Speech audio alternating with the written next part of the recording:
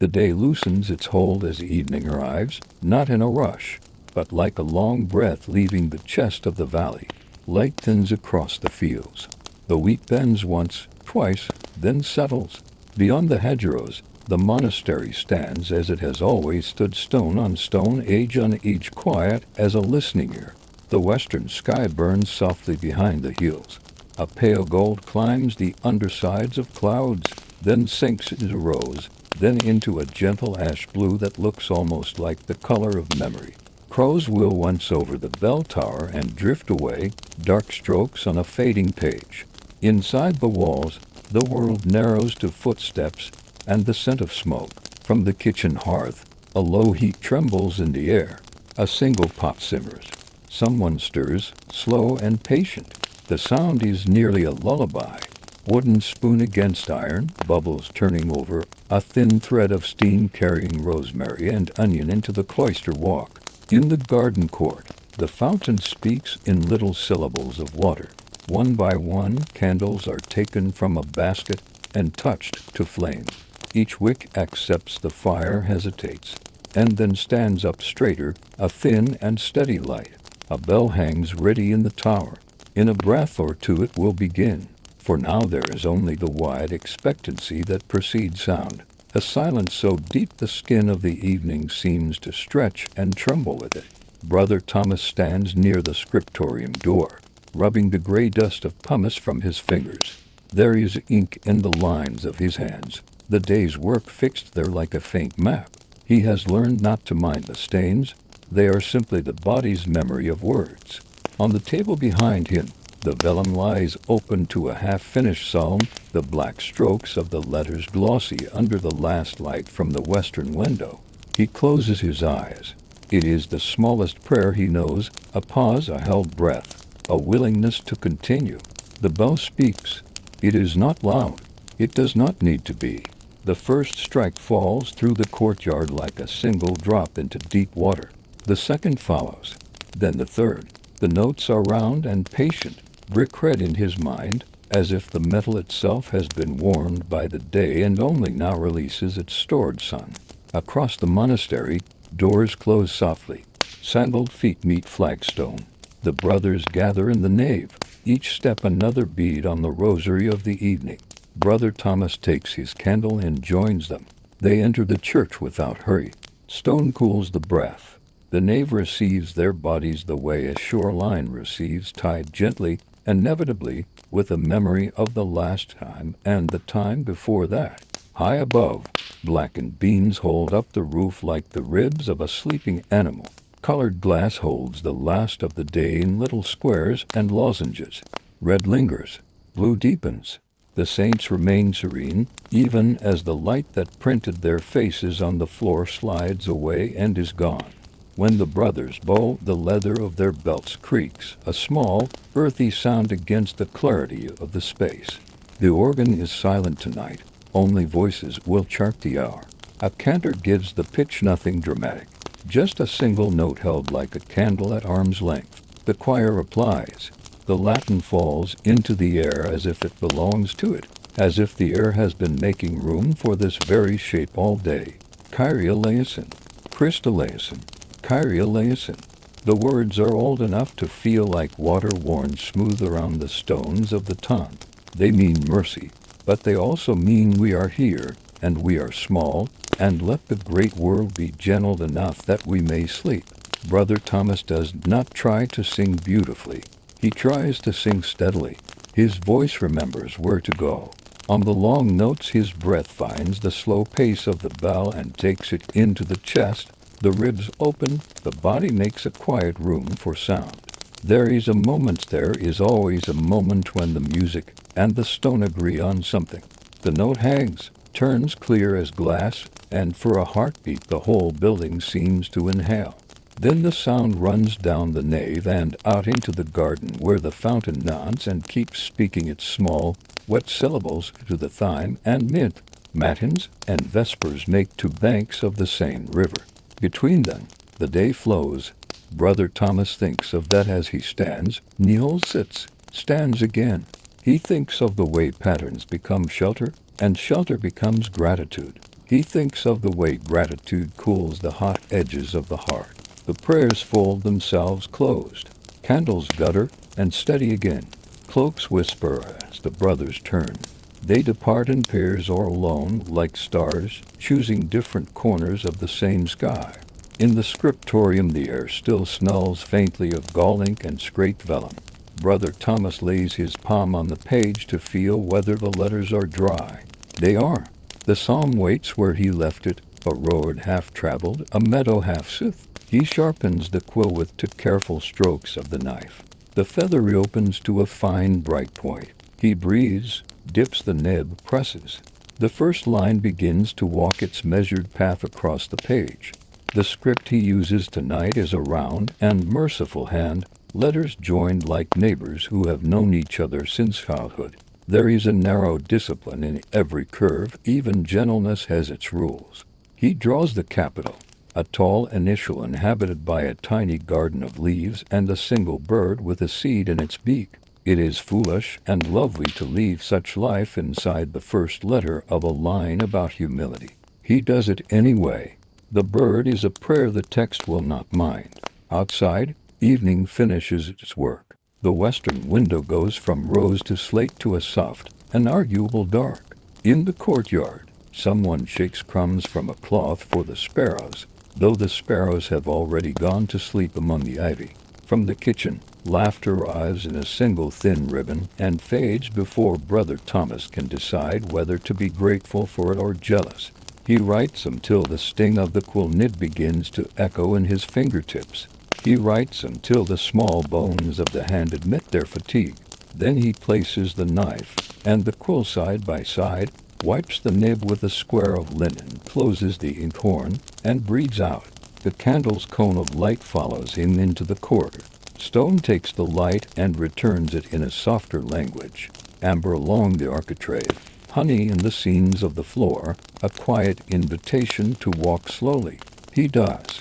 The cloister waits like a pool under moon. Pillars carry shadows like shoals.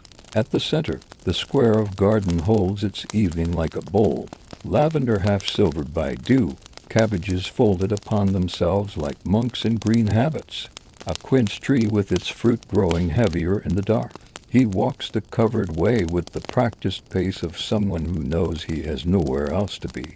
On the second side he stops, because the fountain is saying something slightly different than before. A leaf has fallen into its mouth, and the water's music has warmed. He leans and lifts the leaf with 2 fingers, and the fountain thanks him by returning to its old song. The small dignity of that exchange steadies him more than he expected. A cat appears, as cats do, with the certainty of a minor king. It is pale and thin in the elegant way of working creatures. Its tail writes a single question mark in the air. Brother Thomas lowers his candle so the wick's flame finds the cat's eyes. 2 coins of light flick open and close. He does not touch the animal. He only nods. The cat accepts this as the correct etiquette between 2 beings at ease in the dark, and moves on. The kitchen door stands ajar. Warmth reaches the cloister like a hand. Inside, 2 older brothers coax the last of the day from the coals, setting a clay pot deeper to hold heat till morning. Bread crouches on a board under a cloth, breathing faintly through its crust. A jar of honey holds a circle of amber night. Brother Thomas takes a stool and notches himself into the scene as quietly as a log added to a fire. They speak in the comfortable half-sentences of men who have spent long years saying only what is useful. Weather is discussed, and whether the apples will keep. A cartwheel was repaired. A hinge will need oil. Brother Michel's cough is better. The low field near the brook will want a ditch before the next rain. One of the elders turns the conversation a half-degree toward the calendar of saints, and lingers there as if in a patch of sun. The simplicity of the talk makes a gentle room around the 3 of them. Brother Thomas lets his shoulders settle. Hands that spent daylight making letters now rest on a wooden cup. The broth inside is thin but honest, rosemary drifting like a tiny green boat against the wren. You worked late, one of the elders says. The psalmist, Brother Thomas replies. Good, says the elder. When words ask, let them stay. When they do not ask, let them go. The counsel lands like a cloth over a restless thing. He nods, grateful. They thank the fire. Ash finds its own order, a pale map of where flames were brave. When they leave, the room keeps the smell of them, a braid of smoke, flour, and wool. And Brother Thomas thinks that if a traveler came to the door now, blind and far from his own country, he could know the nearness of kindness with one breath. He returns to the cloister. Night has sealed itself more completely. The courtyard wears a thin veil of mist that makes all edges kind. The bell tower is a dark column against a sky furred with stars. On his way back to the cell, he pauses at the library door. The iron latch is cool on his palm. He lifts it. The door sighs. Inside, darkness wants to keep its secrets, but his candle is polite and reveals only what is necessary. Rows of spines incline toward him. The room smells of dust sweetened by old leather. He touches a binding as one might touch a sleeping brow. The book resists being lifted. He does not insist. Some knowledge belongs to tomorrow. A slender volume agrees to travel homilies copied by a brother to generations gone. At his desk he sets it down, opens to a random page, and allows his eyes to graze a paragraph. The Latin is domed like a chapel over a short thought about patience, that it is not a waiting for ease, but a decision to walk slowly in difficulty. He closes the book before he is tempted to finish the line. To leave sweetness unfinished is a way to encourage the morning. His cell accepts him. The room has the plainness of a hand turned upward. A bed, a stool, a cross, a shelf with a cracked cup, a window no larger than a folded handkerchief. He sets the candle where its light will not argue with the dark. He empties his belt. Leather, wool, skin, bone, 4 layers of the same creature breathing. He kneels. Words come, not many. He tells the day back to the one who gave it, the letters that went well, the smudged line he will scrape in the morning, the cat, the leaf, the elder's sentence about letting words ask, the comfort of warm broth, the astonishment of a bell's third note that seemed to hang longer than sound should be permitted to hang. He adds a small burden someone mentioned quietly in the kitchen and asks that it be carried by hands more patient than his own. He rises. From the window, a little square of night looks in. Somewhere the last bird that refused sleep finally gives up its argument and bows its head. The fountain continues. Beyond the wall, the world arranges itself for darkness. Fields go in slack, hedges holding frost, a fox stitching one hedge to another with the thin thread of its path. Brother Thomas lies down. The straw answers with a soft complaint and then settles. He breathes in the candle's last sweetness, breathes out whatever remains of the day's sharpness. The flame thinks about its stutter, steadies buzz. Before sleep comes, he gives himself one more plain thought, the kind that fits in the palm. The monastery will be here in the morning, and so will he, and between those two facts, a silence will keep watch. It is not an empty silence. It is full of breath and bells and the kindness of the ordinary. The wick draws down to an ember that glows like a cherry of snow. The room listens to his breathing until it matches the breathing of the stones. Night closes its hand around the walls gently, without harm, and the first hour of the long, faithful darkness begins. The first bell has fallen silent, but its echo still wanders among the stones. Brother Thomas lies half awake, his thoughts tracing the pattern of sound that lingers like smoke after a candle. Each strike from the tower carries the same slow certainty time, turning again. The monastery has learned how to breathe in rhythm with its bells. The hours move not as hours do in the world beyond the walls, but as tides, each returning with the same patient grace. Vespers folds into Compline. Compline dissolves into the great silence. Between them, the brothers drift like small boats on the same calm water. Thomas rises again, barefoot on the cold stone. He lights the stub of a candle left from the earlier hour, its wick curled and black. The small flame lifts, uncertain at first, then steadies. He watches the wax pool form around its base, how it melts, gathers, then holds still. as if remembering every breath of heat that shaped it. The air outside the cell tastes of lime and night. He moves quietly down the passage, past doors identical to his own, each containing another life folded into obedience. Somewhere, faintly, a brother coughs once, and turns in his straw bed. Beyond that, the monastery sleeps in its own slow heartbeat. The chapel waits. The doors are never locked. He enters, holding his candle low, though the great nave already glows faintly from the hanging lamps left burning through the dark. The light trembles against the ribs of the ceiling, painting shallow gold into the shadows. Dust moves through the air like fine ash, carried by the invisible drafts of the building's long breath. In the choir stalls, the few brothers have gathered early. Their heads are bowed, hoods drawn forward, hands folded beneath sleeves. To see them is to see time itself at prayer motionless, enduring, half vanished into stillness. Brother Thomas kneels. The wood under his knees is smooth with centuries of devotion. It remembers. He joins his breath to theirs, slow and even, each inhale filling the hollow of his chest like a small tide. In the quiet, his heartbeat feels loud. He waits until it begins to follow the rhythm of the bells, that ancient metronome of faith. Then the second bell begins.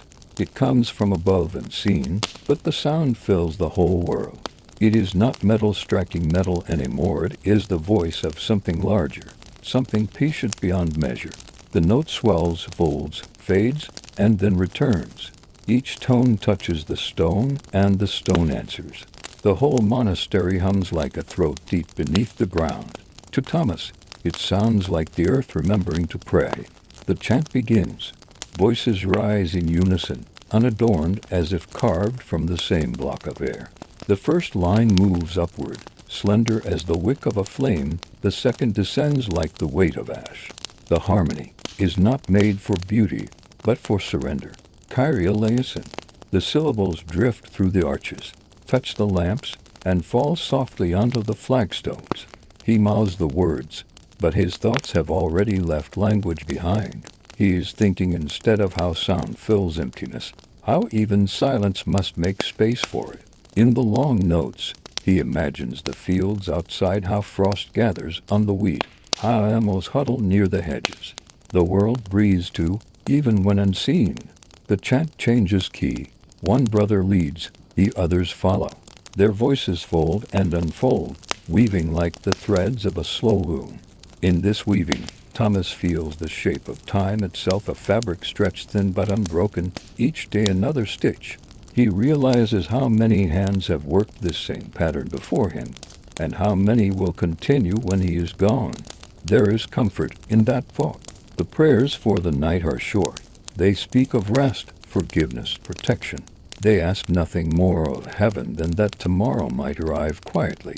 When the final amen fades, the air remains full as though sound itself refuses to depart. Then, gradually, even that fullness exhales, and the night reclaims its stillness. The brothers leave one by one. No words are exchanged. Speech would seem too loud, too crude for what has just passed. Each man becomes a shadow slipping back into the corridors, carrying the scent of wax and linen. Brother Thomas lingers.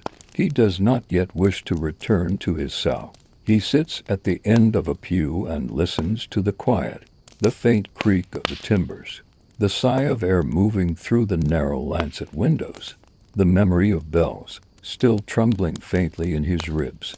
He thinks of the rhythm of his days, the steady alternation of prayer and labor, speech and silence. To most men outside these walls, such life would seem narrow, even lifeless. But within it, he feels something vast, a kind of horizon turned inward. It is not freedom, not in the way the world names it, but it is peace, and peace has its own wildness. He leans back, resting his head against the cold wood, and watches the shadows of the candles flutter across the altar. Above it, the crucifix hangs in the dimness. The face carved there is calm not in triumph, but in surrender. He wonders if holiness is less about certainty and more about endurance, the simple act of remaining still when everything else moves. A draft curls through the chapel. The nearest flame bows, flickers, then rights itself again. Thomas finds comfort in that resilience. How many nights has this same flame burned, snuffed, and been rekindled? How many monks before him have stared into it, searching for warmth or meaning, or just something to occupy their wakefulness? He closes his eyes, and for a moment the world tilts inward. The monastery, the valley, the fields all fall away into the same slow dark. He imagines the stars outside as distant bells, tolling in a language no ear can hear. Their light arrives as softly as prayer. When he opens his eyes, the chapel seems smaller, or perhaps his heart has grown larger to hold it. He stands, stretches the ache from his knees, and walks toward the side door. His candle trembles with each step. Outside, the night is cool and bright. A thin frost has formed along the cloister stones, glinting faintly in the moonlight. The sky holds its breath, vast and unbroken. From somewhere beyond the orchard, an owl calls once, twice, then is silent. Thomas pauses, listening not just to the owl, but to the enormous quiet that follows it. He can feel the monastery itself listening too. Every wall, every arch, every stone, each is a long inhaling, exhaling. He imagines that if he stood perfectly still for long enough, he might hear the mountain breathe beneath the foundation. Perhaps the world, too, prays without words. He walks along the cloister, candlelight brushing the pillars as he passes. The scent of damp earth rises from the courtyard garden. There are herbs there, sage, mint, thyme, still fragrant even in the chill. He remembers planting them in spring, his hands numb from the cold, the soil heavy with meltwater. Now, months later, their green has deepened, and their endurance seems its own kind of prayer. He bends, touches one of the leaves, and feels its living pulse against his fingertip. The smallest things often carry the longest faith. Back in the corridor, the last lamp burns low. He shields it with his hand as he passes, whispering a silent gratitude that it still burns at all. At his door, he hesitates, hearing once again the echo of the bell tower far above. A final chime, soft, tired, kind. He bows his head to it as though it were a blessing. The candle in his hand has shortened to a thumb's length. He places it beside his bed, where a circle of wax already marks the stone from nights before. He undoes his belt, removes his robe, folds it neatly on the stool. The air bites at his skin, but the straw mattress welcomes him like an old friend. He lies back. The ceiling above is lost in shadow. He thinks of the bell's sound, now distant, now gone, but still shaping the silence it left behind. That, he decides, is how prayer works, not in its saying, but in the space it leaves afterward. His eyes close. Breath slows. Outside, the frost deepens. A single candle guttering on the sill throws its last bit of light across the room and fades into the color of sleep. Somewhere beyond, the tower stands guard, waiting for dawn. And the monastery breathes again one long, even breath that belongs not to any one man, but to time itself. The night has deepened. Beyond the walls, the valley sleeps beneath a sheet of frost. The river, unseen, moves slower now, its voice a low murmur through reeds and stone. Even the stars seem tired, their light softened, no longer sharp with purpose. Only within the monastery does something continue to stir, a small, patient flame that refuses to die before its work is done. Brother Thomas walks softly down the narrow corridor, his steps echoing faintly against the stone. He holds his candle low, careful not to wake those who have surrendered to rest. Each door he passes hides a quiet world of breath, a dream, a heart still counting time in the rhythm of sleep. When he reaches the scriptorium, he pauses, listening. Inside, it is almost silent, almost. A draft moves through the high window slits, whispering over parchment and quill, and somewhere a mouse rustles in the rushes beneath a bench. The room smells of ink, tallow, and cold iron, the trinity of his labor. He sets the candle in its holder, shielding the wick with his hand until the flame stands upright. The circle of light blooms gently, touching the edges of books and tools like a small sun testing its reach. His desk waits, as it always does, patient, exact, and honest. The surface is scarred from years of knives and scraping, the grain of the wood darkened by ink and oil from generations of hands. A fresh sheet of vellum lies before him, pale as bone. He smooths it carefully, pressing each corner flat, feeling the slight resistance of the skin beneath his fingertips. Once, this had been the hide of an animal that grazed the same fields he now looks upon each day. Now, it will hold words, and through them, something of eternity. He sharpens his quill. The sound, quick, bright, almost like breathing, cuts the silence cleanly. Then he dips the nib into the inkwell. The black gleam clings to it like thought waiting for speech. He begins to write. Benedict animam me Domino. Bless the Lord, O my soul. The Latin flows steady line by line, curving like a river across the page. Each stroke feels like an act of devotion, not to beauty, not even to meaning, but to endurance. He has copied these words 100 times, perhaps 1,000, yet they never arrive the same way twice. Some nights they feel distant, unreachable. Other nights like this, they hum beneath his skin. He pauses between lines, watching the ink dry. It shines briefly before dulling, sinking into the vellum's tiny pores. He finds it comforting, this quiet vanishing. The letters do not disappear. They merely change form, merging with the page, made permanent through surrender. From the high window, a thread of moonlight slants across his work. It touches the wetting, making it gleam silver for an instant before retreating. He smiles faintly, then whispers to the empty room, "Even the moon edits my words." The scriptorium answers with stillness. It is a silence that has learned how to listen. He continues, page after page. Outside, the bells mark the turning of another hour, their sound softened by distance low round, forgiving. Each toll folds into his motion, guiding the rhythm of his hand. Dip, breathe, write. Dip, breathe, write. The pattern becomes a prayer of its own. His thoughts wander, but gently, like mist over fields. He thinks of the boy he once was, barefoot, curious, standing at the monastery gate for the first time, holding nothing but hunger and awe. He remembers the elder who greeted him, a man with hands stained darker than ink, eyes that seemed to see beyond the walls themselves. The man had told him, "Here we build what does not crumble." Thomas had not understood then. He wonders if he does now. He writes the word eternitas. The nib scratches slightly as it finishes the final S. He sits back, looks at it, black on white, thought made visible. Eternity, caught by a feather, and the hand that guides it. He breathes a small laugh. The irony is not lost on him, that something so frail as ink might dream of forever. He flexes his fingers, then rests them in his lap. The joints ache from cold, and the candle's flame trembles, as if feeling it too. He lifts the candle and walks to the small brazier near the wall. Inside, a few coals glow faintly like buried stars. He stirs them with a rod until they wake, breathing out soft red light. The heat kisses his face, and he closes his eyes for a moment, letting the warmth sink in. He sits again and unwraps a small loaf of bread from a cloth.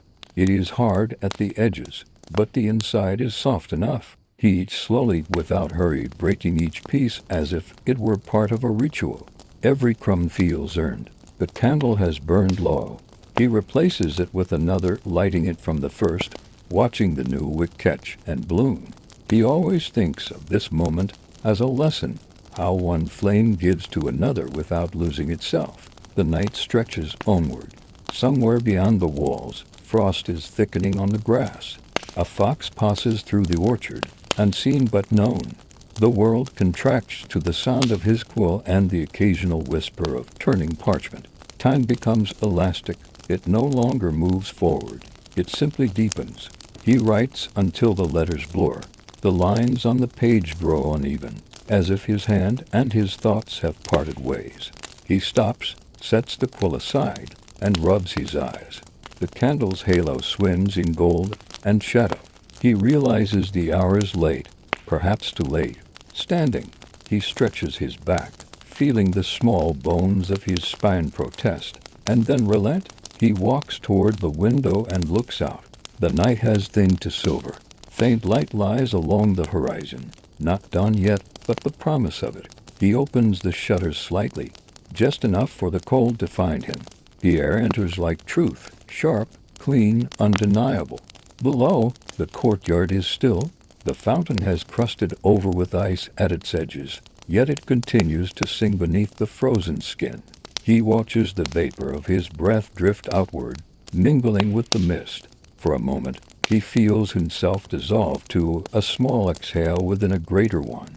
Returning to the desk, he looks at the finished page. The words stand steady, black and sure. He traces one line with his fingertip, murmuring it softly. My soul waits in silence for God alone. He smiles. It feels less like a prayer and more like a description of the night itself. He gathers his tools with care, quill, knife, inkwell, cloth. He closes the psalter, wraps it in linen, and places it on the shelf beside a dozen others. Each volume is another life, not his, but bound through his labor. When he dies, another hand will take up the same quill, draw the same letters, breathe the same rhythm. That is the truest kind of immortality he knows. Before leaving, he stands in the doorway looking back one last time. The scriptorium glows in soft amber, every surface holding a memory of light. It is a humble beauty, almost invisible, yet entire. He bows his head and whispers, "May these words outlive their maker." Then he steps into the corridor. The door closes behind him with a sigh, and the silence returns, vast, kind, and whole. Outside, the stars are dimming. The first pale seam of dawn is beginning to unthread the eastern sky. He walks toward it, slow and steady, a single figure carrying the weight of words into the waiting light. The candlelight has faded from Brother Thomas's hand, but its warmth lingers faintly in his palm, like a secret the body remembers after the flame is gone. He steps into the corridor that leads toward the cloister, that long, echoing square of arches which surrounds the heart of the monastery. The air here smells of earth and old stone, touched with the faintest breath of lavender from the garden beyond. He walks slowly. There is no reason to hurry, not now, not ever. The stones beneath his feet are cool and slightly uneven, polished smooth by centuries of sandals before his. Each step seems to awaken a ghost of sound, a faint hush that folds itself back into silence. This place has learned how to keep secrets. A door creaks softly behind him, and then another closes far away. The monastery breathes. It breathes through doors and walls and windows, through the rhythm of bells and the space between them. It is not a place so much as a heartbeat carved from the landscape, steady, patient, eternal. When he reaches the cloister walk, moonlight spills across the floor in long blue bars. It filters through the open arches, falling across the flagstones and the narrow columns that hold the vaulted ceiling above. Each shadow is sharp and tender at once, as if light and dark have agreed to share the same skin. The garden at the center is half asleep. Frost glitters on the herbs and the gravel paths. The fountain murmurs softly, its basin edged in thin ice that catches the moonlight like glass. From one corner, the tall cypress trees stand motionless, their spires black against the silver night. He can smell the faint sweetness of mint crushed underfoot by a passing wind. Brother Thomas lifts his hood, though not for cold. It is a gesture of reverence. The world feels too quiet to be seen bareheaded. He begins to walk the cloister in its circle, for sides north, east, south, west, each offering the same stillness in a slightly different light. This is his favorite hour, when the night is at its deepest, yet already trembling with the thought of dawn. On the first side, he passes the stone bench where Brother Abel once sat reading aloud to novices. He can almost hear the voice again, calm, deliberate, old as oak. Abel has been dead for 12 winters now, buried under the orchard, but his tone remains in the air like the scent of apples left long after harvest. Thomas murmurs a prayer for him, though the words feel unnecessary. Some souls do not need reminding. On the second side, the arches open wider, and he glimpses the hills beyond the wall. They look like sleeping beasts, their backs silvered with frost. Far below, a faint light flickers, a farmer's house, perhaps, or the lantern of a traveler lost on the road. He wonders what it must be to sleep in such darkness, without the walls to hold it in. He cannot decide if that thought makes him sad or free. He reaches the third side. Here the air feels warmer, sheltered from the wind. A small alcove holds a wooden crucifix, rough-hewn, simple. The figure's arms stretch not in agony but in welcome, carved by some humble brother centuries before. Thomas pauses before it, bowing slightly. He studies the face, the quiet of it, the gentleness in the tilt of the head.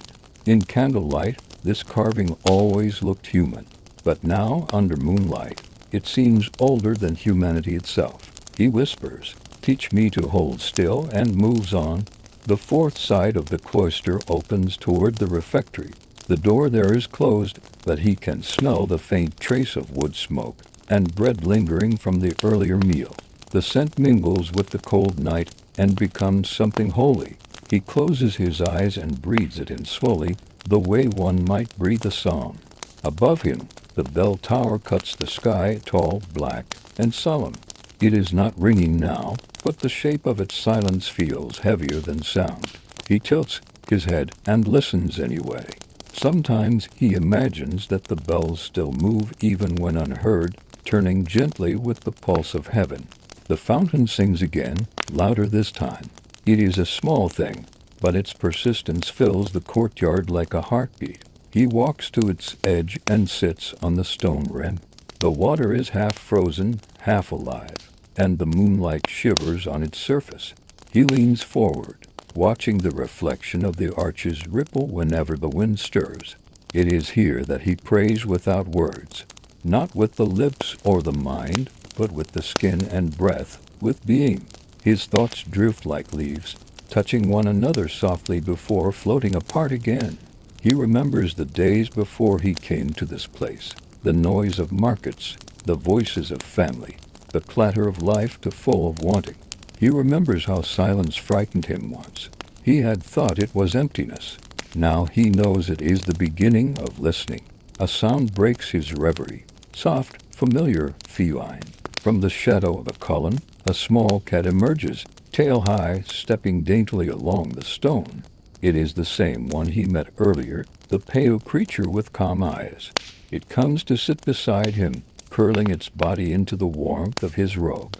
He feels the gentle thrum of its purring, steady as a lullaby. "Oh, little brother," he murmurs, "you keep vigil too." The cat blinks, slow and wise, and begins to wash its paw. Thomas smiles, feeling a warmth deeper than the brazier's heat. He wonders if the animal dreams of the same peace he seeks, or if, by some grace, it already lives inside it. Minutes pass, or maybe hours. Time in the cloister moves like breath, expanding, contracting, then disappearing. The cat rises, stretches, and departs through an archway.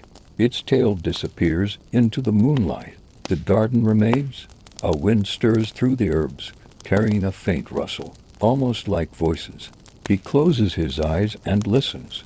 It is not imagination. The plants truly whisper as they sway, each leaf catching air and letting it go. It reminds him of the Psalms. All creation praises the Lord. Perhaps this is what praise sounds like. 1,000 small movements, none seeking to be heard, all content to exist. He looks upward. The sky has grown lighter only slightly, but enough. The black has softened to deep blue. Stars fade one by one, yielding to a presence they cannot outshine. He realizes the night is nearly over. He stands, brushes frost from his sleeve, and begins his final round of the cloister. Each step feels like closing a circle drawn long ago. He touches the cold stone of a column, then another. The walls hum faintly beneath his hand, as if the very rock remembers every prayer that has ever passed through this place. He wonders how many words the stones have held, how many voices they have kept long after the mouths that spoke them turned to dust. By the time he reaches the first corner again, the garden has changed. The frost is glowing faintly now, lit by a silver pre-dawn sheen. The fountain has quieted. It streams slower, as if bowing before morning. The air feels heavier. yet somehow gentler. He knows that soon the bells will sound again, calling the brothers to rise, to chant, to begin another day exactly as the last, and somehow entirely new. He lingers a moment longer, unwilling to disturb this balance between dark and light. The world is holding its breath, and he holds his too, not wanting to break the spell. When he finally exhales, the mist of it drifts upward and vanishes. Everything vanishes, breath, frost, night time, and yet, in this vanishing, everything endures. He bows his head once more toward the garden and whispers a small benediction, not for himself, but for the silence that has kept him company. Then, as the faintest blush of dawn touches the horizon, Brother Thomas turns from the cloister and walks back toward the refectory door. Behind him, the monastery stands still, wrapped in moonlight, whispering softly to itself, dreaming of bells. The first color of morning is not on the sky but on the coals. Before the bell can find the valley, before the sparrows remember their names, a red the size of a thumb glows beneath gray ash in the monastery kitchen. It has survived the long night like a small vow held in the hollow of a hand. Brother Matthew kneels and coaxes it forward with the care of a midwife. His breath is a bellows, his patience is tender. The ember brightens, blushes, opens. A curl of smoke rises and loses itself in the rafters where yesterday's heat still sleeps. Brother Thomas steps through the doorway with the cold on his robe and the quiet of the cloister in his bones. The kitchen air meets him like a hearth-side blessing, wood, flour, onion, a faint sweetness of old apples. It is warmer here, but the warmth is gentle, like a promise instead of a boast. Peace, Matthew says, not looking up. And in the morning, Thomas answers, as if finishing a psalm. Matthew's hands are squared by age, edges softened by service. He lays two thin sticks into the ash as if setting out relics. The ember kisses them. They darken, think, and then agree to burn. Light crawls along their spines and becomes flame. Soon a small architectural fire stands bright in the black iron mouth of the hearth. It speaks in the old language, sap hissing, resin whispering. A pop where last summer's rain is remembered. Brother Henry arrives, carrying a sack of grain against his chest. He moves like a man who has learned that haste breaks more than it saves. He pours a portion into the mill bowl and sets the stone to turning. The sound is slow thunder, the patient crumble of seed surrendering to meal. The grit perfumes the room with dawn. They work as if they were built to do only this. One to wake the fire, one to wake the grain, and Thomas this morning to wake the water. He fills a clay pot at the pump, watching the rope grow dark with wet as it takes the weight. The water comes up cold enough to argue. He carries it to the hearth, holds it at a distance until the iron speaks acceptance, then settles the pot into the heart of the coals. At first nothing happens. Then a single silver thread climbs the side like a pilgrim and disappears at the rim. Another follows. Steam praises the morning in a tongue without consonants. Henry hums a bit of the night's antiphon under his breath. Matthew laughs without sound and pinches salt between fingers polished smooth by years of blessing. It falls like snow into the pot. He lays sprigs of rosemary and bay on the table. Their green is the only color that refuses the hour's softness. Thomas bruises the rosemary with the flat of his knife. The scent opens like a door. Outside the eastern windows the darkness is becoming blue and the blue is remembering gold. Shapes peel themselves from shadow the woodpile of the axe. The bucket where yesterday's peelings will be tomorrow's earth. In the far orchard the trees stand in their white breath like old men conferring. To loaves, Matthew says, meaning four. Thomas smiles and measures. The bowl answers his hand with a soft weight. Flour fogs his cuffs. He makes the well in the mound and pours warm water until the flour decides to take it. The wooden spoon stirs first, then the spoon is wrong and his hand is right. The dough yields and resists, yields and resists, the way a stubborn thought does before it becomes prayer. When it smooths, when it begins to feel alive under his palm, he knows he has passed through the gate into the day. More salt? Henry says, exactly when Thomas would have said the same. Habit flowers into harmony. They shape the loaves. Fold, turn, tuck, fold, turn, tuck. The seam is pinched and placed down. Rounds become a kind of pale, patient planets on a flower board. Matthew marks each with a shallow cross, not to own them, but to give them back. He sets them near the warm mouth of the oven to rise, covering them with a cloth that remembers the weight of many mornings. The cloth breathes. The dough breathes beneath it. The kitchen breathes around both. Porridge begins to thicken in the iron pot, grains taking up heat like small hearts learning a rhythm. Matthew stirs with a wooden paddle that has forgotten its original shape, and now remembers only use. He stirs clockwise, as he always has, as his elder did, as the next will. If you stir the other way, he once joked, time might run backward and your youth will return. No one has yet been foolish enough to test it. Thomas moves to the knife and the onions. He peels them in long veils and lays their white moons on the board.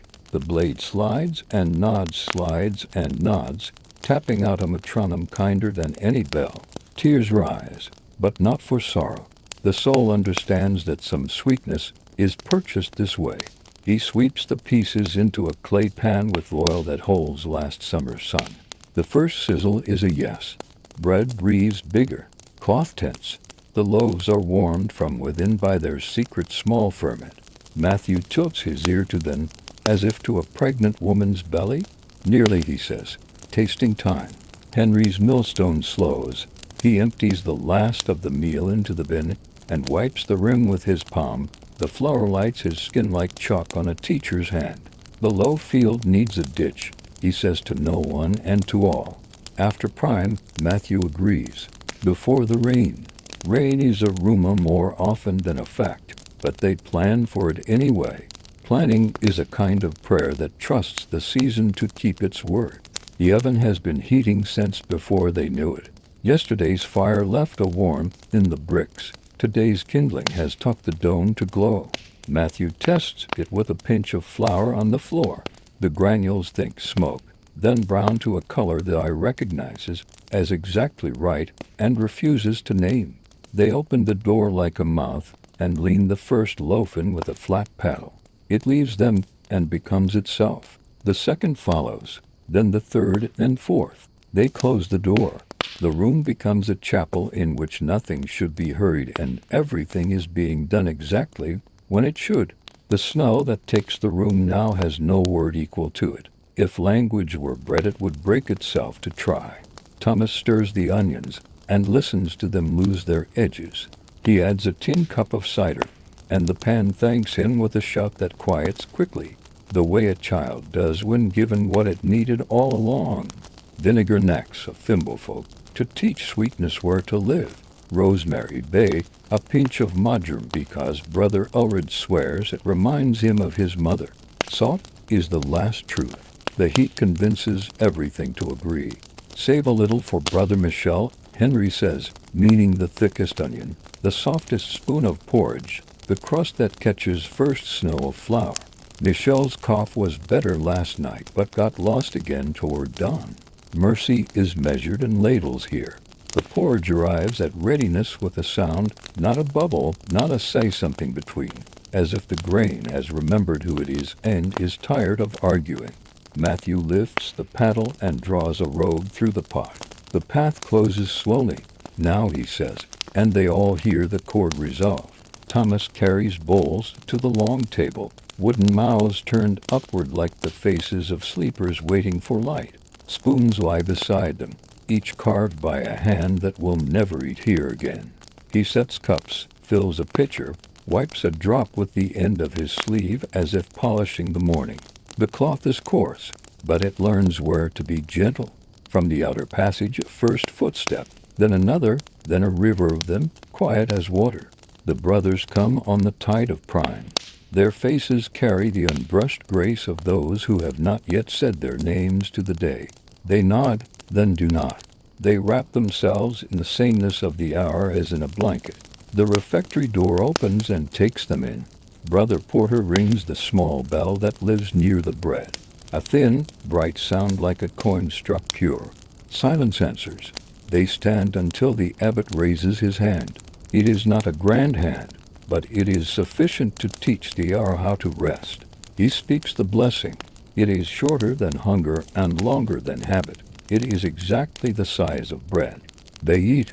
No one speaks, but the room fills with the kindness of work done for others. Porridge moves from pot to bowl to body.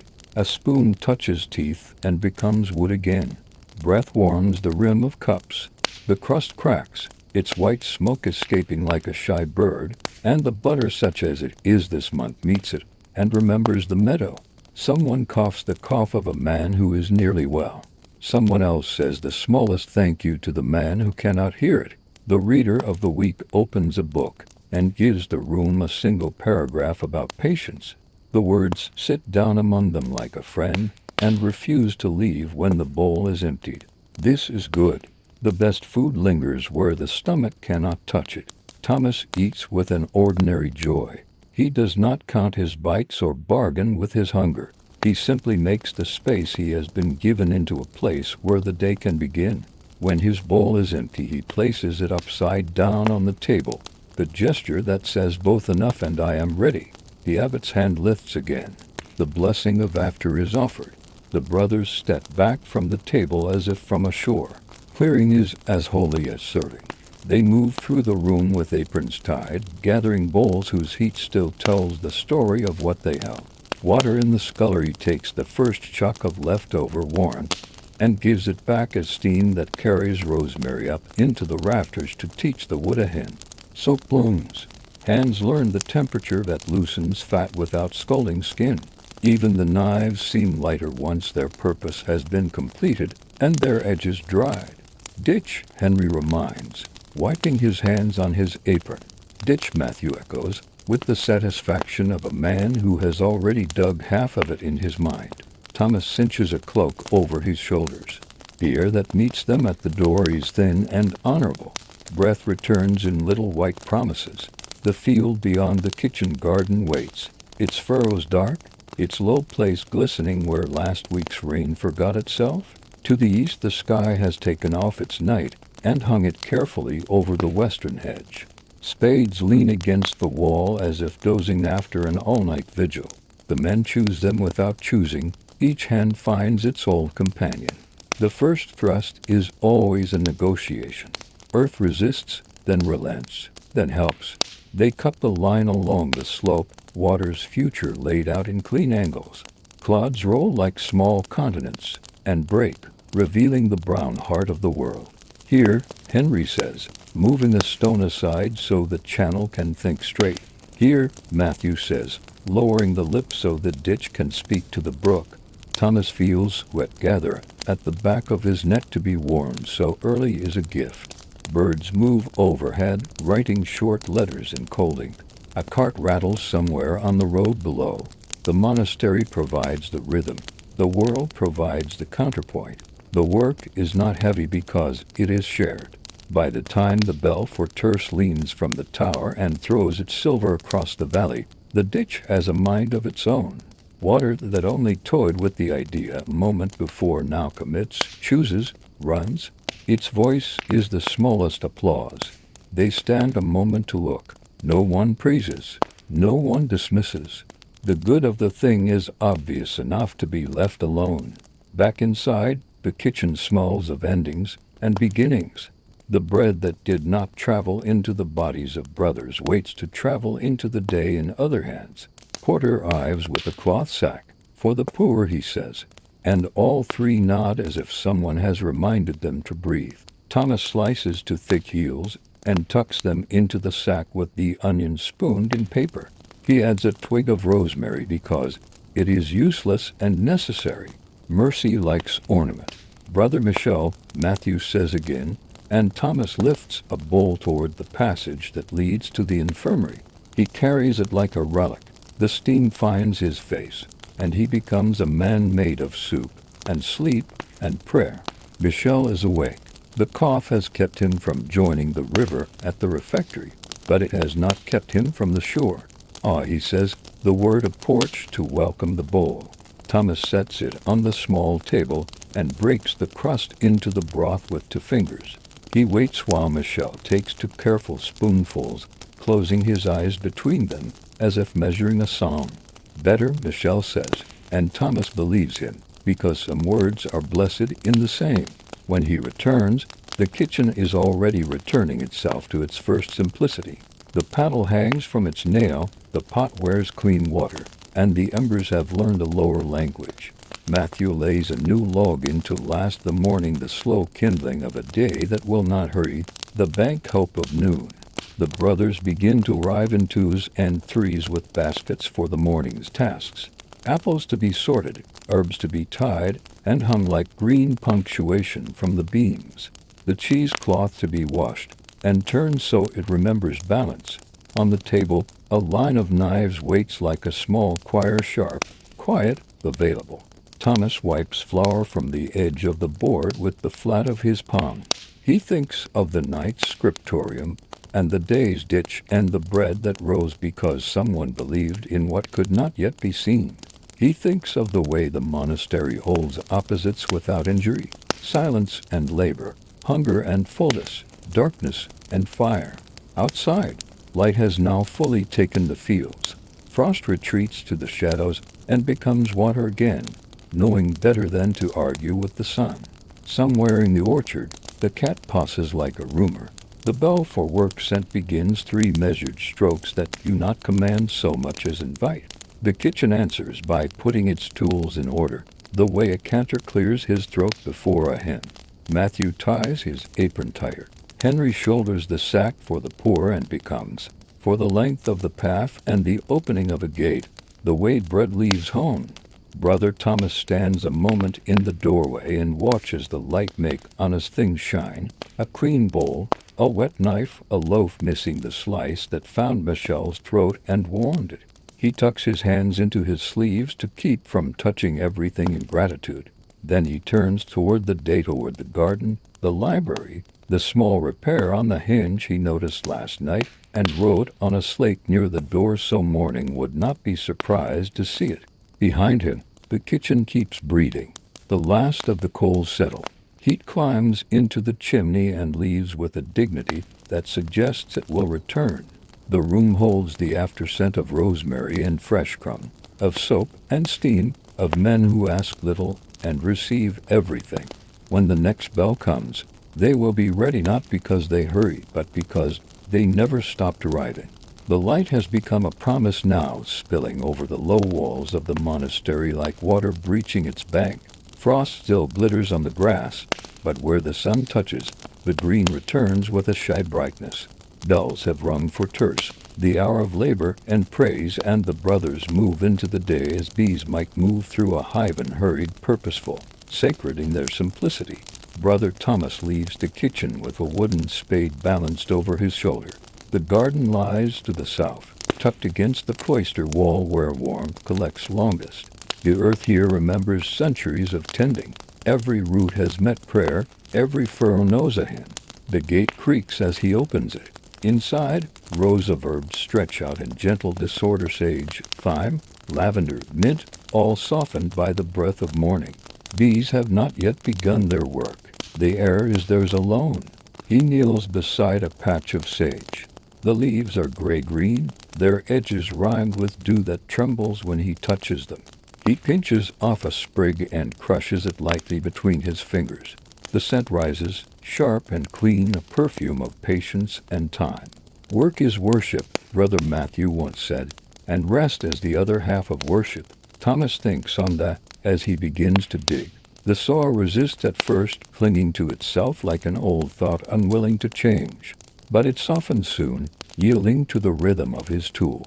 Each stroke of the spade is an answer, each lift and turn a conversation with the earth.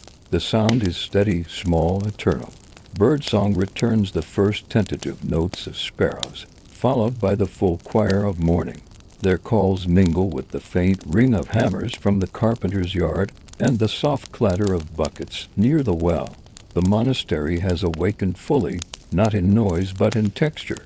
He pauses to wipe his brow and looks toward the orchard. There, beneath the oldest apple tree, Brother Henry is pruning the branches. His movements are deliberate, careful. as though the tree itself were a page and his shears the pen. With each cut, light finds new paths through the tangled limbs. Farther off, two novices gather fallen twigs for kindling. They talk softly, their voices more ear than sound. Thomas can't hear their words, but he recognizes the tone of learning how to belong. He bends again to his work. Worms coil through the soil, glistening like veins beneath the skin of the world. He thinks of the manuscripts he copied the night before, the lines of Latin moving with the same slow purpose, black ink threading through pale vellum. Perhaps writing and planting are not so different. Both begin in darkness and end in light. As the sun climbs, shadows shorten. The scent of bread drifts faintly from the kitchen, mingling with mint and damp earth. The world feels wide but kind, large yet close enough to touch. He straightens and stretches his back, feeling the pleasant ache of effort. Beside him, the cat from the cloister appears again, padding between the rows with the entitlement of one who has never been forbidden anything. It stops near a patch of lavender, sits, and begins to watch him as if overseeing the progress of creation. "You again," Thomas says with a smile. "Have you come to inspect my labor?" The cat blinks once approval, perhaps, and curls its tail neatly around its paws. He digs another row, humming the melody of a psalm under his breath. The words don't need to be spoken. They live in the motion of his hands, in the turning of the soil, in the quiet gratitude that fills him with every breath. When the work is done, he sits on a low wall and eats an apple saved from yesterday's harvest. Its flesh is crisp, its sweetness simple. He chews slowly, watching light travel through the leaves. A breeze stirs, carrying the faint toll of a bell from the tower. 60 hour of midday rest and reflection. Thomas sets down his spade and brushes soil from his palms. The cat rises too, stretching languidly, and walks beside him as he returns toward the cloister. Inside, the air is cooler. The brothers gather for prayer, some kneeling, some sitting, some simply standing with heads bowed. The chant begins low, a hum that thickens until it fills the stone chamber. Voices weave around one another, rising and falling like wind across the hills. Thomas joins them, his voice blending without effort. The words are old, yet new each time they are spoken. Benedissimus te, Domini, we bless you, Lord. He closes his eyes and lets the sound carry him. It feels less like singing and more like remembering that life is made not of moments, but of continuance. The chant ends, but its echo lingers. They eat again, this time sparingly, a bowl of broth, a crust of bread. Conversation is forbidden, though glances and small smiles speak freely. After the meal, Thomas steps into the cloister once more. The light now is full and white, the sun high above the hills. The fountain sparkles. The air hums faintly with bees. He sits in the shade of a column and opens his small psalter. The pages smell faintly of wax and age. He reads a line, one he has written countless times before, but now it sounds new, even to him. Teach us to number our days, that we may gain a heart of wisdom. He reads it again, slower, until the words lose their edge and become sound alone. Wisdom, he thinks, is not knowing the answers, it is learning to wait for them. He closes the book and watches dust motes dance in the light. They spin endlessly, suspended in still air. Each one seems to know exactly where to be. The bell rings again, nuns. Afternoon work begins. This time he joins the brothers in the library, a long hall lined with shelves that breathe dust and patience. The air is cool and smells of parchment and oil. Light filters through narrow windows, falling in golden stripes across the tables. Brother Ulrich, the librarian, nods in greeting. The psalters from Cluny need binding, he says simply, and Thomas understands. He takes his place at a bench, gathering thread, needle, and spine. His hands move almost without thought. Stitch, pull, knot, trim. The rhythm returns easily. It is not unlike the rhythm of prayer, or breath, or the turning of soil. Outside, the world continues without them. The wind rustles the orchard, carts creak on the road, Clouds drift like ships across the sky. Inside, everything stays in its proper time. Hours pass unnoticed.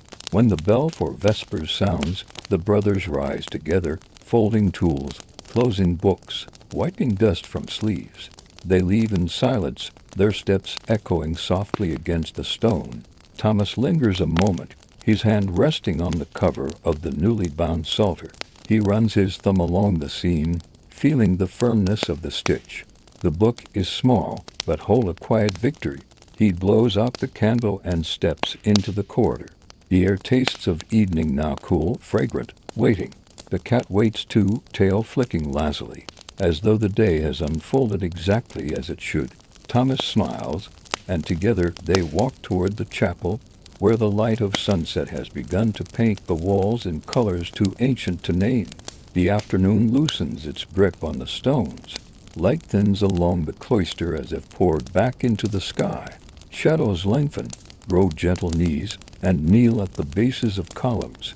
Brother Thomas pauses beneath the arch that opens toward the chapel and watches the day fold itself, corner by careful corner, the way a monk folds his habit before sleep. A soft wind comes up from the orchard. It tastes of apple bark and damp earth. Bees make their last slow circuits of the lavender. Reluctant to name the hour complete, the fountain's voice lowers, as if it too is mindful of prayer. The bell for Vespers leans out over the valley and releases its first note. It falls like ripe fruit into silence. Then another and another round, patient, carrying the color of brass and the warmth of the entire day stored in metal. Doors open along the passage. Sandals find the flagstones they have always known. The community gathers, not as an army but as a tide, each face turned toward the same shore. Inside the nave, the air holds the last heat of the sun and the first cool breath of evening. Stained glass accepts the closing light and gives it back in a final generosity. A blue that feels like water remembered, a red with the gravity of wine, a green that seems to forgive all labor. Dust spins in this largesse, the smallest planets in a gold universe. The brothers enter their stalls. What creaks the kind sound of old furniture greeting old friends. Hoods are drawn forward. Hands nest within sleeves as birds within nests.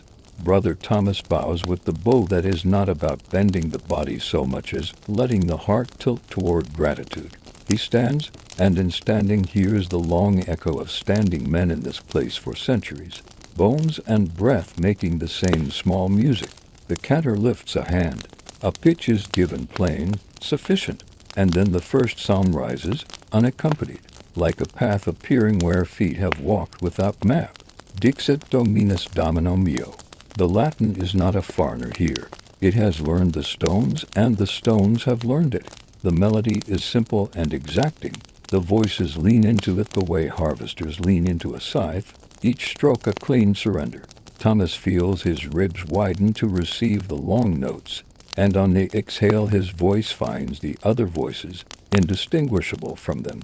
Like a thread disappearing into a tapestry, it strengthens. Verses answer verses, side to side.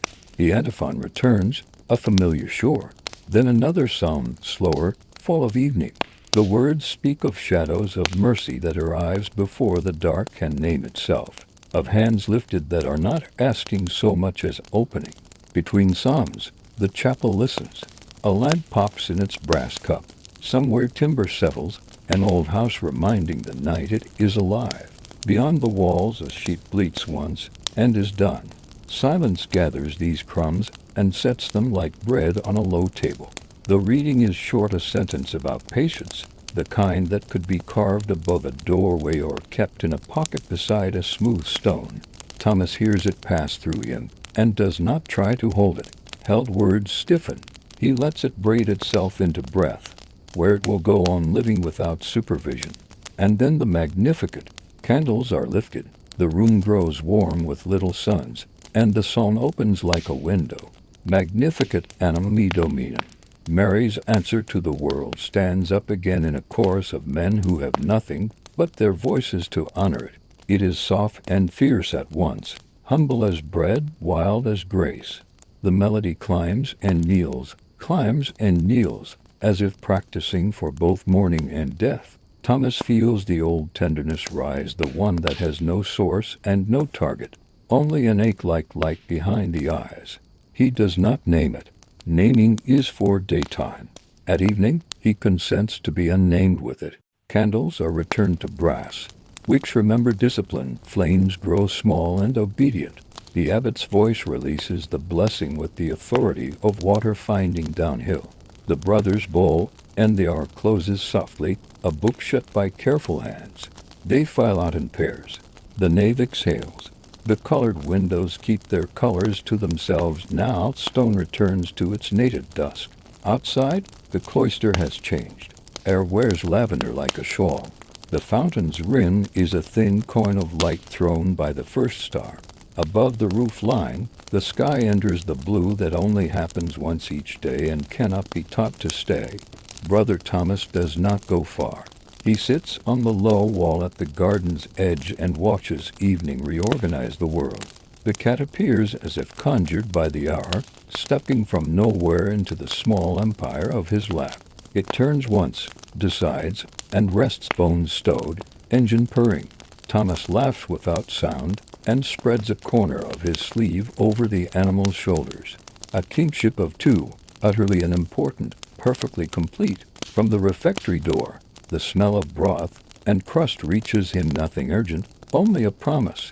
He remembers the dough swelled by warmth, the porridge resolving itself, the bowl set aside for Michelle. Work, then prayer, then work again, each washing the other's hands. A novice crosses the cloister with an armful of kindling. He walks as if the wood might spill light if he jostled it. Thomas recognizes that caution in himself when he was new, the awkward holiness of beginnings. He nods to the boy bows to deeply and smiles, ashamed of his own reverence. Peace, Thomas says. Peace, the boy answers, and carries the small forest toward the kitchen. The bell for collation lifts a silver thread into the dusk. It is a modest meal, bread softened in broth, perhaps a wedge of cheese if the month is merciful. A plum jar opened only halfway to remind desire of its manners. The community eats without speech. The reader gives them a short life of a saint who once mended sandals for 30 years and counted this no less worthy than preaching.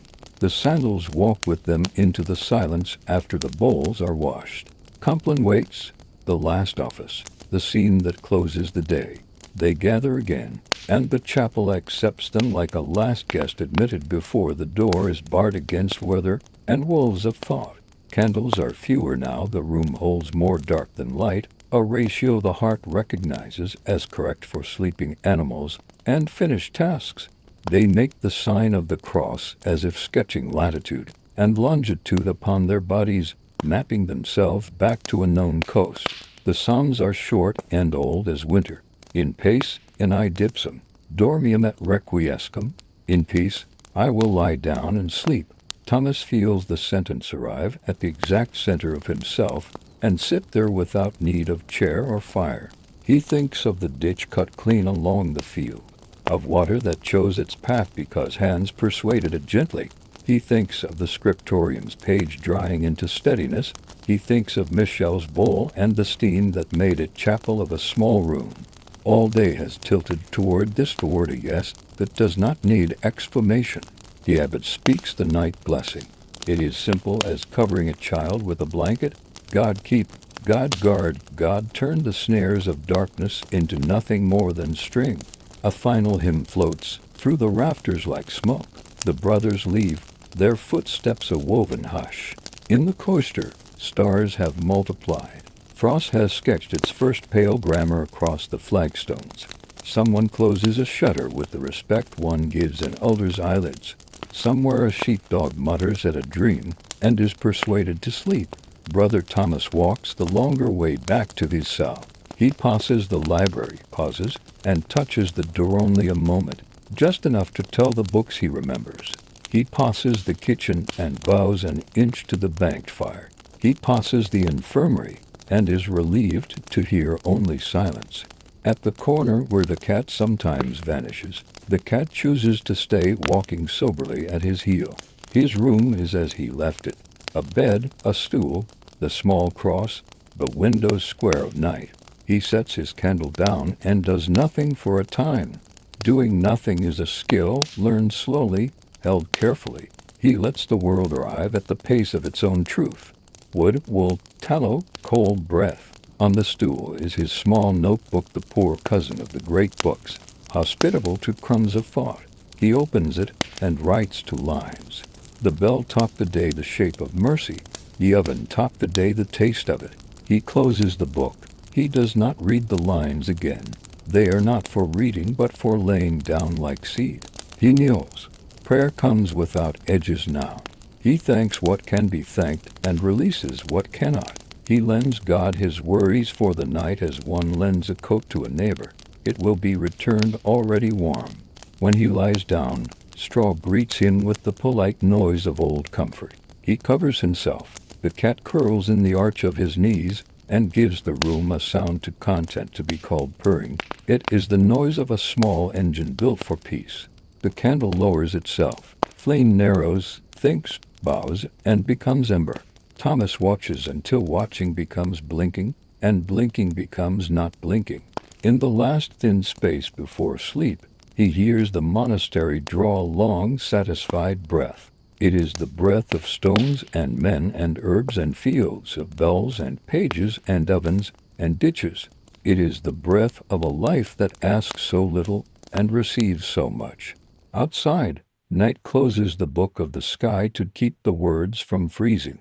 Inside, a monk sleeps, and his sleep is a kind of prayer the world understands. The hour ends without ending anything.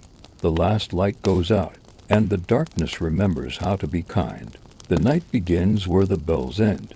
Their last echo still hangs above the valley like a faint ribbon of gold, slowly unwinding into dark. And then nothing. A stillness so deep that it feels almost visible, as though silence itself were smoke resting above the fields. Brother Thomas lies awake in his narrow bed. The straw shifts softly beneath him. The rough wool blanket carries the warmth of his own body and the faint, sweet smell of lavender sewn into it. It seems last summer. The cat has abandoned his knees and moved to the windowsill, where it watches the stars with the blank, eternal patience that only animals understand. For a long time, Thomas simply breathes. He listens to the small sounds that prove the world is still turning. The slow heartbeat of the fire's last ember sighing in the corridor. The distant drip of water finding stone. The soft wind touching the shutters like a gentle reminder that there is always another day. Sleep does not come yet, and he does not fight it. Monastic life has taught him that rest is not only the absence of movement, it is also the act of waiting without demand. He turns his thoughts slowly, the way one might turn pages by candlelight. Images drift through him, faint but whole. The garden at dawn, the steady rhythm of the spade, the kitchen's warmth and the smell of bread rising, the sound of quills scratching in the scriptorium like insects in summer grass. And always the bells marking time not as a ruler does, but as the tide does, advancing, retreating, shaping the shore of every day. Each hour, he thinks, is both a boundary and a gift. The bell divides, but it also sanctifies. Without the bell, all would blur.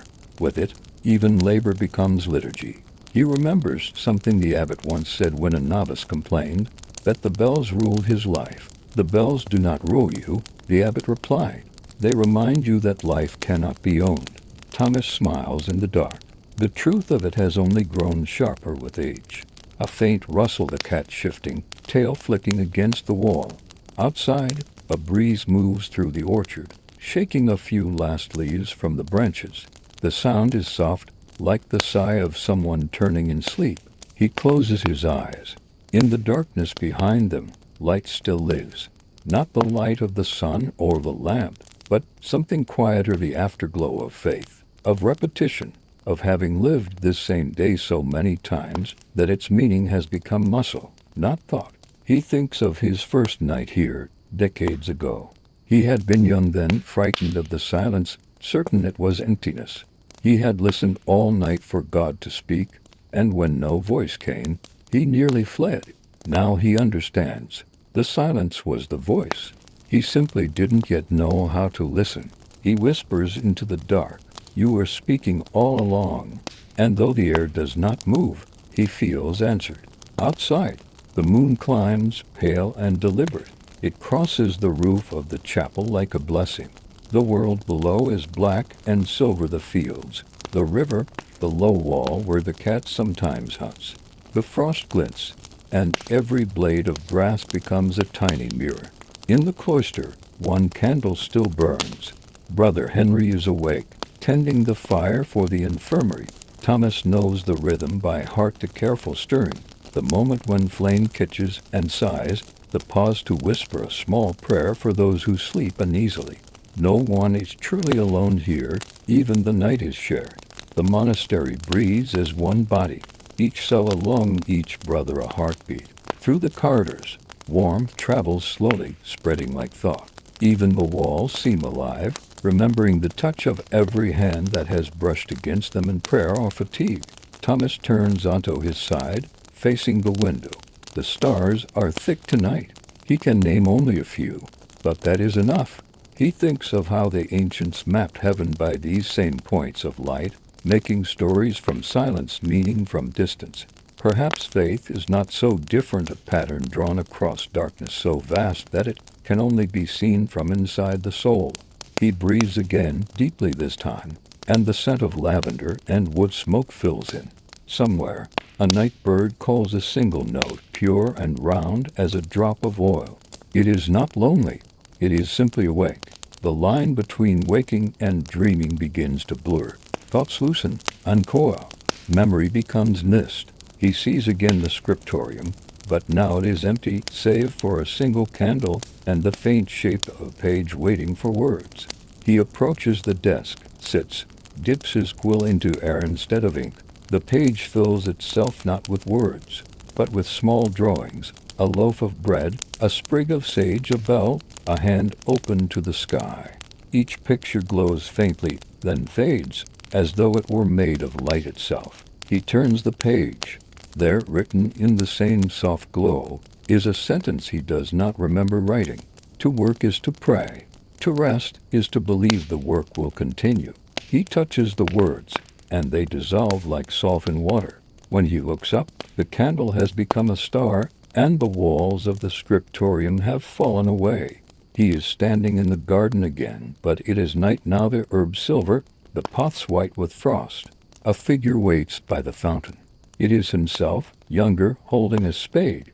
The younger Thomas nods, then fades into the mist. In his place, the fountain begins to glow. He walks toward it and sees not water, but light flowing upward. It is dawn again. The bell rings soft, far, merciful. He realizes he is both dreaming and remembering, awake and at peace. There is no difference now between the world and prayer. Both have become the same sound, breathing.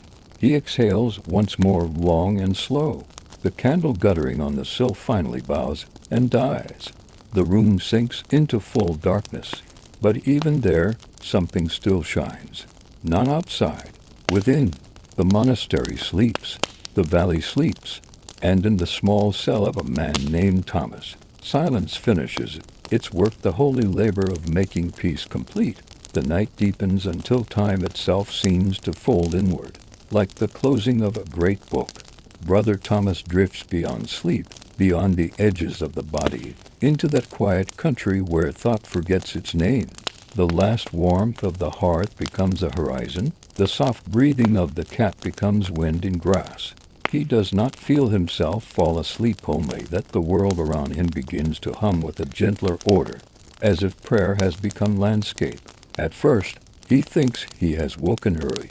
The bells have not yet rung, but light glows faintly through his window armor, not silver, like a dawn scene from the other side of time. He rises, though he does not feel his feet touch the floor. The cell door opens before he can reach it, and a corridor he has never walked stretches ahead. The walls are older, the stone darker, marked by hands centuries gone. Dust floats in the air like soft gold snow. Each mote seems to pulse with memory. He walks. The sound of his footsteps is not sound, but rhythm, a faint echo that answers itself. a dialogue between what is and what was. The corridor bends, and the light bends with it, turning the air into honey. The smell of ink and wax returns the scriptorium. But the benches are full of brothers he does not know, their habits cut from rougher cloth, their faces half-shadowed, intent on pages that shimmer with new words. Each man writes in silence, though their quills move as if guided by a single unseen breath. Thomas approaches one table. A brother looks up, not startled, only aware. His eyes are the same gray as river stones. He gestures toward the page before him. The letters there are strange, unfamiliar, almost living. They twist softly, like reeds in a current, refusing to be fixed. Thomas reaches to touch one, and it ripples beneath his finger, then melts into light. The monk smiles and says without speaking, "Nothing written for God ever truly dries." The words enter him like warmth through cold cloth. When he blinks, the scriptorium is empty again. Only his own candle burns, tall and bright, casting no shadow. He moves onward. The hall widens, then dissolves into the courtyard. But the courtyard is not stone now, it is meadow. The fountain sings with the voice of the river, and the trees are green with centuries. The abbey around him is whole, not ruinous, not new timeless. Walls glow faintly, built from light and labor. Every arch hums, as if remembering the chants that first taught it to stand. He looks toward the chapel, and its doors are open. Inside, no candles burn. The light comes from the air itself. He steps across the threshold, and the sound changes, becomes round, endless fast. No choir sings, yet he hears voices. They rise and fall, blending into a music without language, a hymn made only of breath and being. The tones carry something like words, though no tongue could shape them. We are the days that never ended. At the center of the nave, he sees figures kneeling, not men of flesh, but impressions of light where men once were. Each glow is shaped like prayer, bent forward in perpetual offering. He feels no fear. Instead, a great gentleness fills him, the knowledge that every prayer ever spoken in this place is still happening, still alive, still echoing within the stone. He kneels too. The floor beneath him is warm, like the back of an animal asleep. When he bows his head, his forehead touches something that is not stone but pulse. The abbey breathes. It breathes slowly, deeply, like the world remembering how to exist. The air changes. He stands now at the river bank. The abbey lies across the water, vast and shimmering, reflected perfectly on the surface. For a moment, he cannot tell which is the reflection, the building or the river. The wind moves, and both ripple together. On the near bank, small clay vessels lie scattered, pots, cups, bowls, each one unbroken. He kneels to lift one. The shape fits his palm exactly, as if it had waited for him. Inside it, water glimmers like molten glass. He realizes the vessels are full of the prayers of men, every whispered fear, every word of praise, every silence offered at the edge of exhaustion. Each pot holds a single soul, and the river carries them onward. He places the vessel back among the rest. It hums faintly, and a drop spills onto his hand. It feels like memory. He looks down the river and sees that it flows not east or west but through time itself. The current carries songs from centuries, yet unborn languages he cannot know, voices that sound like his own, multiplied beyond counting. And then, far ahead, the river vanishes into light. He wants to follow, but something turns his head. The abbey is calling, not with bells, but with silence, a silence that draws, not commands. He walks again. The walls shift as he passes, changing shape like fabric folding in wind. Each corner reveals another age, a monk carving a stone lintel, another planting herbs in frost, another lifting a book from flame during war. Their gestures overlap, layer upon layer, until the abbey itself becomes a body made of every motion ever done within it. When he looks closer, he sees that even the air is full of work. Invisible hands lift invisible bread, unseen feet tread paths that glow faintly beneath their absence. He hears laughter somewhere, and the clatter of cups, and the soft cry of someone being blessed. All the centuries coexist here, none jealous of the others. Time has found its rest. He reaches the garden again. The herbs are luminous, their scent stronger than memory. A figure stands among them, bent over a bed of mint. It is Brother Matthew, or someone who wears his kindness like a robe. The man straightens and smiles. His face is calm, his eyes clear as rain. He holds out a sprig of rosemary. "Take this," he says softly, "for remembrance, but not for grief." Thomas accepts it. The leaves are warm, alive. He presses them between his palms, and their scent becomes breath. The garden dissolves into color, green into gold, gold into white. The abbey rises above him, vast, translucent, endless. Its spire reaches upward, then downward, mirrored in its own reflection, until the two become one. He understands then. The abbey is not built upon the earth. It is built within the heart of every soul that has ever sought stillness. It stands wherever someone chooses to listen to silence long enough for it to speak. He hears the faintest whisper, his own voice, but older, deeper, infinite. Nothing is lost that was given with care. The words echo upward, and the light grows brighter. It fills him, through him, past him. He is no longer separate from the abbey, nor from the world, nor from the God he sought in the quiet. Everything breathes together, stone and star, ink and flame, man and mercy. The whole creation hums one long note, the perfect balance between beginning and end. Then, gently, it fades. The meadow, the river, the lights all dissolve into the sound of wind. He feels weight return to his limbs, the warmth of the blanket, the familiar pulse of blood. The cat stretches, yawns, and presses against his feet. The dream has finished its work. He lies still, eyes open now, dawn already whispering at the horizon. He does not move yet. He does not need to. He understands. The abbey will go on dreaming even when he wakes. He whispers to the morning, "Let my hands remember what my heart saw." And somewhere beyond the hills a bell rings low, clear, merciful. The day begins again. Dawn comes as if nothing extraordinary has happened. A pallor first, a loosening of night at the edge of the fields, a thinning of blue that lets the world remember its shapes. The roof line of the chapel returns, the orchard unrolls its dark skein, frost gathers itself into a soft brightness. Brother Thomas wakes with the sense that he has already been walking for hours. The dream has left no sharp images, only a tenderness in the chest, a warmth in the hands, as though he has been holding light.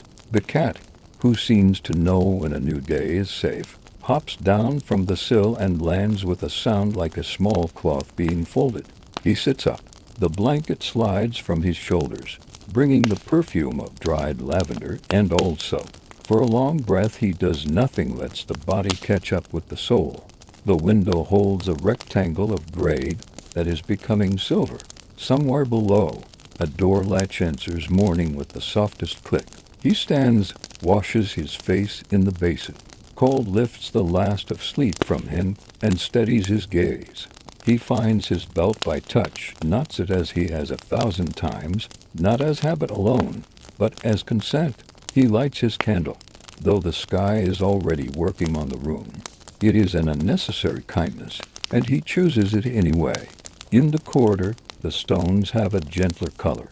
He recognizes the particular hush that belongs only to this hour of the abbey inhaling. From a far stairwell comes the sound of a single broom making a path through loose straw. From the kitchen, the first iron tap of a lid on a pot. From the courtyard, a bird's one clear thought, offered without certainty and rewarded with echo. The bell rings prime. It is not louder than other mornings. He hears it more. One long note gathers itself into the rib cage, and he bows to it with a gratitude that does not need words. The brothers move like weather, first the faintest breeze of sandals, then the modest rain of sleeves, then the small thunder of men sharing a common direction without urgency. In the nave, the air tastes of dry stone and melted wax. The windows are pale, the saints in their colored glass not yet awake to themselves. They begin the office in a key that feels like a hand placed gently on the shoulder. Deus in adjutorium meum intend. O God, come to my assistance." The response comes as if it has been waiting behind the teeth all night. Thomas finds the line where his breath belongs and stands there. The Psalms arrive steady as footfalls, a plea that is also praise, a praise that is also rest. He discovers, to his surprise, that the dream has not left him at all. It attends the chanting like a quiet brother, neither asking to be named nor refusing to be present. Between verses, light moves one pace up the wall. At the end of the hour, it reaches the lowest hem of the windows and begins to color them from beneath, as if morning were painting the saints into being. When they file back into the cloister, the courtyard has become a cup of pale gold. The fountain's rim smokes with cold made visible. The water, stubborn, talks on. Thomas lingers to listen to it pronounce the day's first syllables. In the far corner, rosemary needles carry a thin glitter, night's small handwriting left where it can be easily read and easily forgiven. "Brother Thomas," comes a voice that sounds like a door opened quietly. Brother Henry stands with a coil of new rope in his arms and a smile that respects silence. "The ditch held," he says, and tilts his head toward the field below the wall. In the trough they carved yesterday, a clear thread of water is already choosing its path. It travels without display, the way good things do. "Thanks be to God," Thomas answers. They walk to the kitchen together. Within, the hearth wears the low halo that means its sleep was watched. Brother Matthew is at the table cutting apples by memory, thumb pressing, blade nodding, star after star revealed in the cores. He looks up once, looks down again, and says, as if greeting a returning idea, "You have the garden this morning." Thomas nods. "And the hinge on the west door," he adds. "The hinge," Matthew repeats, pleased in the way men are pleased when the world is kept in repair. Bread from yesterday waits under a cloth. He tears a small heel, dips it in a saucer of honey that looks like a summer hidden in amber. He eats without hurry, understanding that hunger's true opposite is not fullness, but trust. The cat weaves among the legs of the table, unembarrassed by love. Brother Henry pretends not to drop a sliver of apple. The cat pretends not to notice it appearing exactly where its paw will happen to be. They bless the day with work. In the garden, the sun at last comes over the wall and lays a gentle hand on the thorn. Bees revise their maps and leave with good manners. Thomas loosens soil where frost has held it too tightly, lifts what should be lifted, leaves what wants to rest.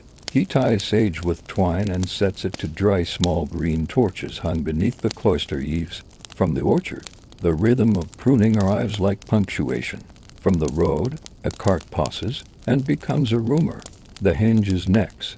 He brings oil and a rag that has been many things and will be many more. The west door greets him with its familiar complaint, a weary groan with more character than urgency. He touches the pin with oil and moves the door through its arc. The wood learns its own shape again. On the third swing, the sound changes. On the fifth, it disappears. He stands still in the new silence and lets the success be ordinary. Brother Porter appears with the bread sack for the poor.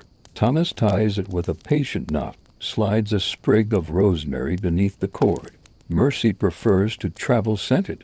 Near mid-morning, the abbot crosses the cloister with a letter sealed in green wax. He offers it to Thomas. "From the next house," he says. Their copyist sends greeting and a request for a hand with the winter psalter. Their younger brother fellow. The seal is impressed with a plain cross. Thomas feels a small lifting inside, the joy that is not excitement but agreement. "I will go after none," he says. The abbot nods. "Take Brother Elred. The road is better when it is shared." He turns and is already halfway gone when he adds, without looking back, "Bring whatever cannot be carried." It is an instruction and a joke. It is also a blessing. The bell for sext arrives like a remembered name. They gather in the refectory for the modest meal that separates labor from more labor. Soup declares its forgiveness to the day. A novice reads 4 lines from a dessert. Father, thin water poured over a root that will one day move stone. Thomas feels the dream again while the spoon is still in his hand. It returns not as spectacle but as steadiness, like a hand at his back that neither pushes nor permits retreat. He finds that he wants nothing beyond what is given, and nothing within what is not. After the bowls are washed and turned, the library receives them a coal lung in the warm ribcage of the house.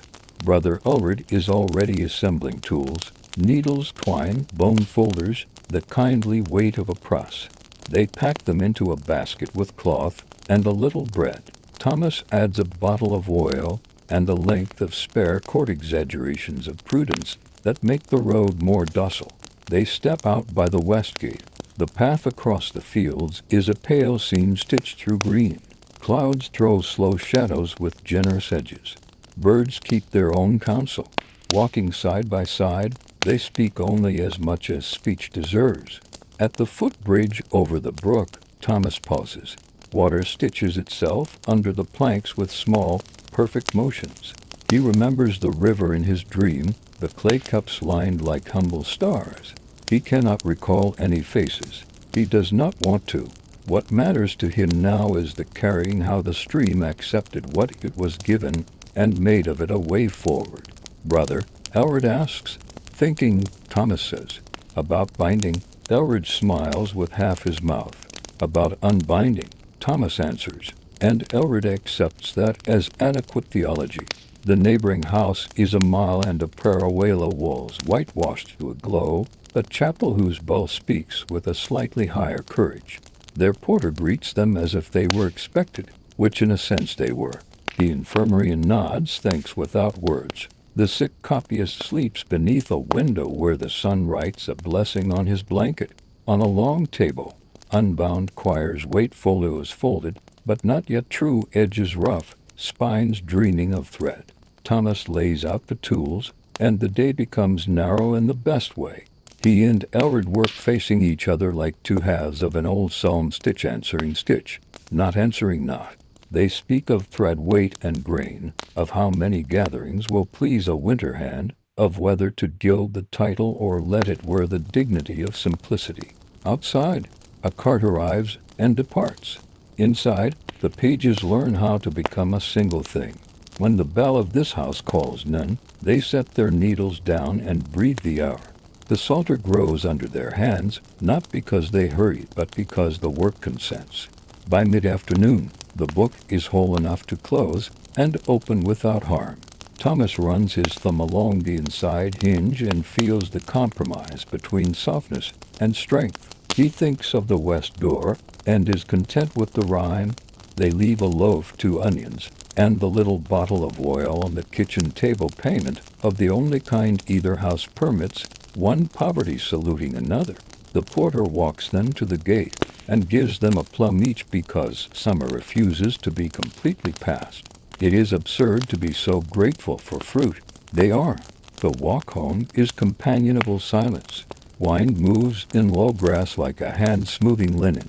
The sky entertains geese in a ragged V without asking questions about destination. At the abbey gate, Thomas stops, not from fatigue, but to look. Stone holds sunlight the way a page holds it. From the roof line, a thread of smoke lifts a sentence long enough to be understood by anyone who reads sky. On the far side of the cloister, the cat appears in the doorway and decides that waiting is beneath its dignity.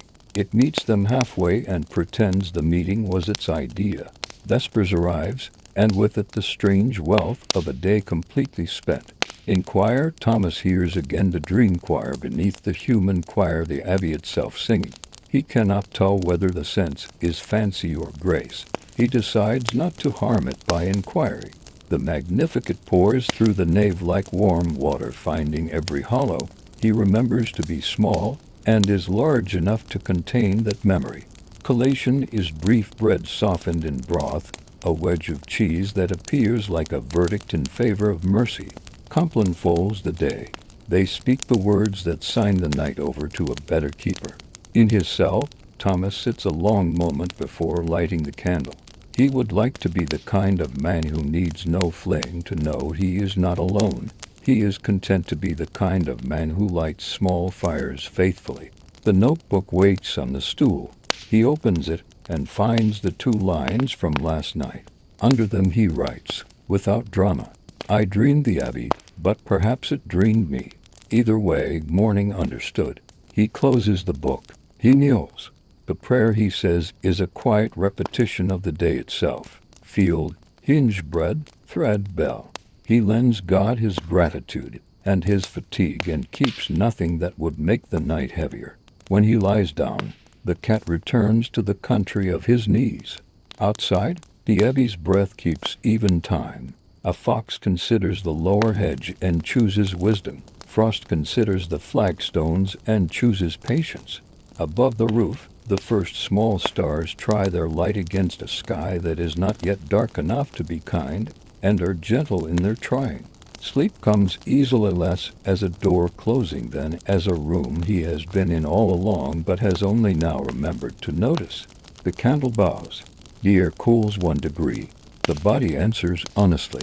And so the day ends the way all true days end in this place, with nothing unfinished that should have been finished, with nothing begun that should not have been begun, with mercy having passed through the hands at least once. Far off, where hills become the thought of hills, a last wind folds the fields. Near at hand, a man breathes, and the abbey keeps the breathing for him. Tomorrow will come with the same bells, the same bread, the same careful hinge, the same pages asking to be made whole. He will wake and agree, and in the long agreement that is a monk's life, God will go on making of small things an eternity. The darkness remembers how to be kind. The stones remember how to listen.